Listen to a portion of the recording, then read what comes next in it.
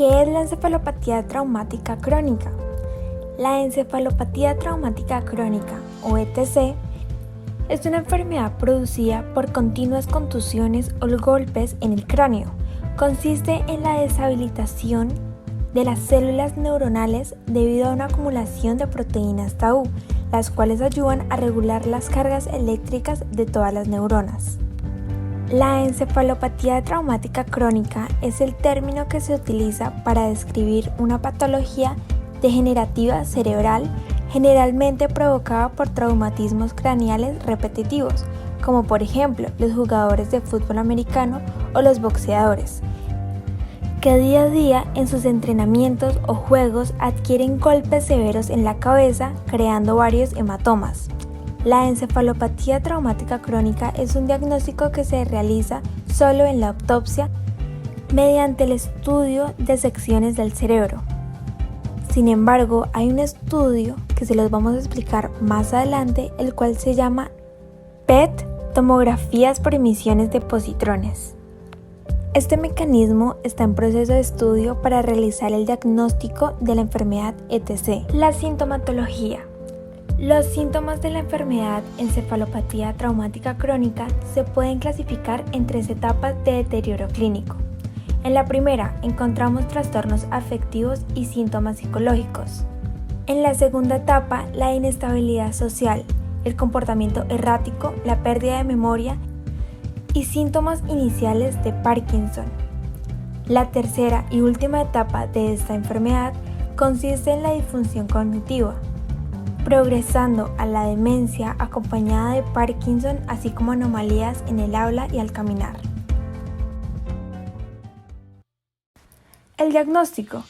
Actualmente no se puede diagnosticar de forma clara la ETC, encefalopatía traumática crónica, debido a que un diagnóstico requiere una evidencia de la degeneración de los tejidos cerebrales, como también de las proteínas neuronales. Este procedimiento solo se puede llevar a cabo con una inspección después de la muerte, la autopsia.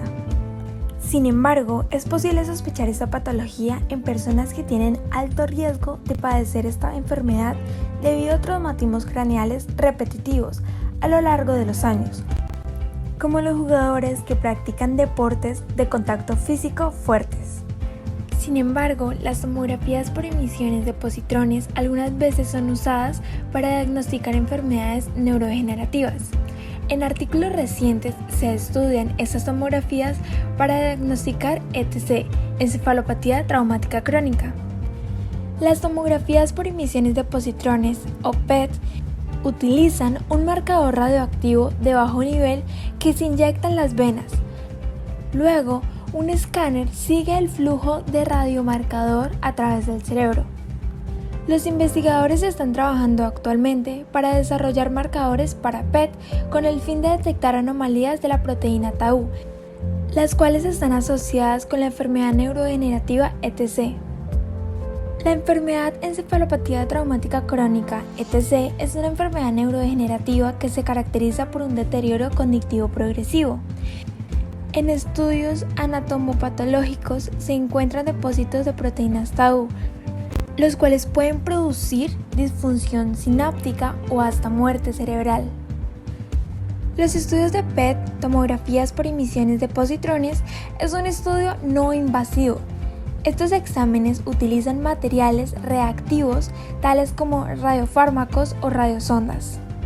Las radiosondas son moléculas unidas que contienen en pequeña cantidad material radioactivo, el cual se puede identificar en una exploración a través del estudio PET, tomografías por emisiones de positrones. Estas radiosondas se acumulan en alteraciones que contiene el cuerpo humano, ya sean tumores o zonas afectadas. Químicamente, tenemos una proteína llamada tau, que juega un papel importante no solo en la maduración del sistema nervioso, sino también en determinadas patologías cerebrales. Un trabajo publicado recientemente en la revista El Diario de la Neurociencia nos muestra cómo sutiles alteraciones en los niveles relativos de la proteína tau afectan de manera significativa el transporte de proteínas relacionadas con la enfermedad del Alzheimer y la ETC, la encefalopatía traumática crónica. En diferentes estudios del desarrollo neuronal se observan distintas concentraciones de isoformas de la proteína tau, es decir, distintas formas de esta misma proteína. Se ha demostrado que alteraciones en sus proporciones relativas están relacionadas con algunas enfermedades neurodegenerativas, como lo son el Alzheimer, el Parkinson, la demencia frontotemporal o la ETC, la encefalopatía traumática crónica. En cuanto a otras pruebas, existe poca investigación sobre el plasma o el líquido cefalorraquídeo para determinar los procesos a largo plazo de la enfermedad de encefalopatía traumática crónica. Algunos marcadores biológicos que se utilizan para la investigación de la enfermedad del Alzheimer pueden ser útiles para esta patología porque son enfermedades muy similares. Estos marcadores biológicos deberían poder identificar la degeneración a causa de la encefalopatía traumática crónica por separado del traumatismo cerebral original.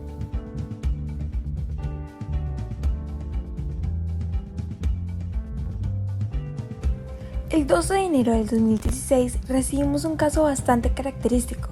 La información personal del paciente era su nombre, Mario Andrés López Fuentes, su edad, 40 años.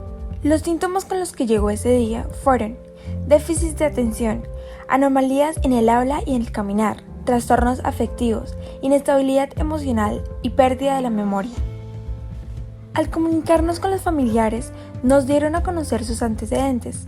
Él durante 10 años practicó boxeo. Esta información fue vital para un diagnóstico congruente. Las lesiones consecutivas que puede adquirir un boxeador pueden generar enfermedades neurodegenerativas.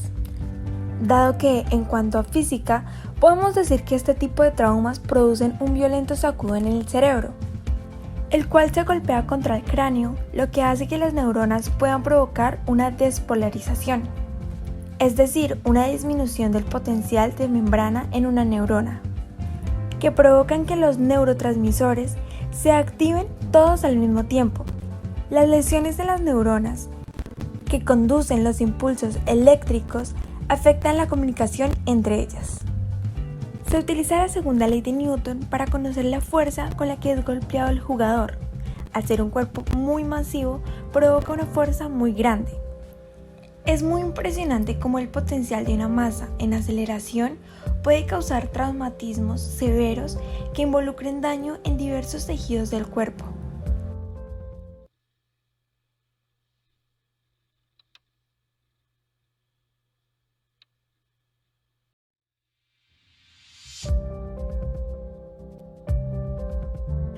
Examen físico. Durante el examen físico que fue realizado al paciente Mario Andrés, se pudo evidenciar un discreto temblor de reposo en la mano derecha, con ligereza y rigidez. El paciente hablaba poco y con movimientos pobres en las articulaciones, aunque se presentó sin anomalías en fonéticas presenciales, se manifestaba un leve problema en el habla, además de escaso braceo derecho durante la marcha, y una tendencia a la inestabilidad tanto al mantener la postura como al trasladarse. Para finalizar, hubo una muy mala estabilidad al momento de realizar la maniobra del empujón. Valoración. Durante la valoración que se le realizó al paciente Mario Andrés, se realizaron pruebas como la de mini examen cognoscitivo MEC, que arrojó fallos predominantes en la orientación corporal, concentración, cálculo y ejecución de órdenes verbales, memorización inmediata y control interno de emociones. En la escala de depresión geriátrica como la de Savage obtuvo un total de 6 puntos. En la escala de demencia de Blestedt obtuvo 2, 0 y 3 puntos. Ante la disfunción cognitiva frontal fueron aplicados tests como el de las cartas de Wisconsin y la prueba de Stroop, donde se obtuvieron puntuaciones sensiblemente más bajas e inferiores a las normales. Exámenes complementarios. Se hicieron exámenes bioquímicos para descartar otro tipo de enfermedades, exámenes como el análisis rutinario con hemograma, estudio de la coagulación, hormonas tiroideas, así como radiografía de tórax y tomografía axial computarizada de cráneo. Como médicos podemos evidenciar en el caso del paciente Mario Andrés que este padecía de demencia ligada a la enfermedad de Parkinson. Tenía también pérdida neuronal predominante, presencia de cuerpos Lewy en neuronas y las zonas corticales del cerebro, además de un patrón subcortical que se caracteriza por la lentitud en el procesamiento de información, apatía, depresión, falta de memoria, así como dificultad para manipular conocimientos adquiridos. Con esto podemos evidenciar la enfermedad que padecía Mario Andrés.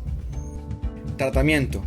Se usaron medicamentos antidepresivos en el paciente, como la seligilina, y medicamentos para el detenimiento del deterioro cognitivo, como el levodopa. Este último es usado principalmente para el Parkinson, pero también en diversos casos también puede usarse para el Alzheimer. Luego de 3 años, Mario Andrés López Fuentes, que había ingresado a nuestra clínica por un Parkinson, había fallecido de manera totalmente repentina y llegó a nosotros de nuevo, pero ahora no debíamos tratar su enfermedad, sino que debíamos realizarle una autopsia.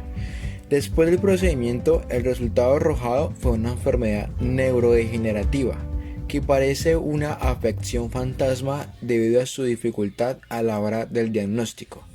Nuestro paciente del año 2016 murió en el año 2020, sin conocer ni saber que padecía de una enfermedad fantasma conocida como la ETC o encefalopatía traumática crónica.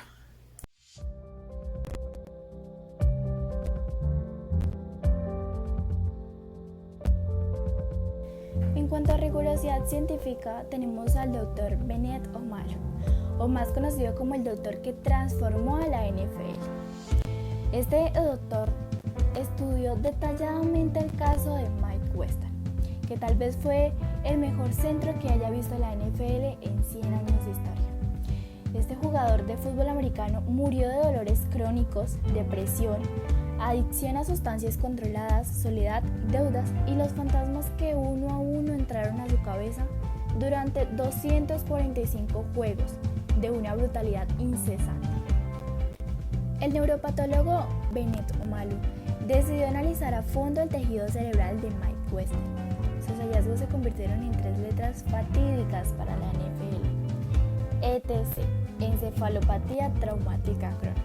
Esta patología ha cambiado la manera en que se practica el fútbol en todos los niveles. Omalu concluyó que la degeneración neuronal registrada en el legendario jugador de fútbol americano fue producto de los múltiples impactos a la cabeza durante su carrera como jugador, en una era donde el deporte era más brutal y el equipamiento mucho más frágil. La NFL primero trató de desmentir y posteriormente de silenciar al Dr. Omalu, pero con el tiempo la evidencia fue cada vez más contundente. A los hallazgos detectados en Western le siguieron los casos de otros jugadores que habían muerto a edad prematura, 36 años, 44 años. Fueron apenas los primeros casos porque la lista siguió creciendo. Otro ejemplo es el de Joseph Hernández, o más conocido como Aaron Hernández. Este también fue jugador de fútbol americano y fue condenado a cadena perpetua por el delito de asesinato. Allí mismo se suicidó colgándose de una sábana. Y análisis que se le practicaron posterior a su muerte revelaron la presencia de ETC, encefalopatía traumática crónica. Pero no fue sino hasta el 2009, 7 años después del deceso de Mike Western, que la NFL reconoció el vínculo entre las conmociones ocurridas durante un partido y los efectos neurológicos a largo plazo. A partir de este momento, la liga comenzó a tener medidas para evitar más casos, que eventualmente le estaban costando cientos de millones de dólares en demandas. Quedó instaurado el protocolo de conmoción, que le prohíbe al jugador volver a un campo sin antes pasar por una serie de exámenes médicos. Los feroces golpes casco a casco son pecado mortal. Ir con la corona del casco a golpear a un portabalón desprotegido en el área de la cabeza es para sanción. Los descubrimientos médicos de Omalu han transformado tanto o más al fútbol como cualquier formación ofensiva, coach o directivo. La diferencia es que a los ojos de muchos el legado de Omalu es visto con desprecio y desdén. Se dice que la encefalopatía traumática crónica no es más que una excusa para justificar los comportamientos erráticos de una persona.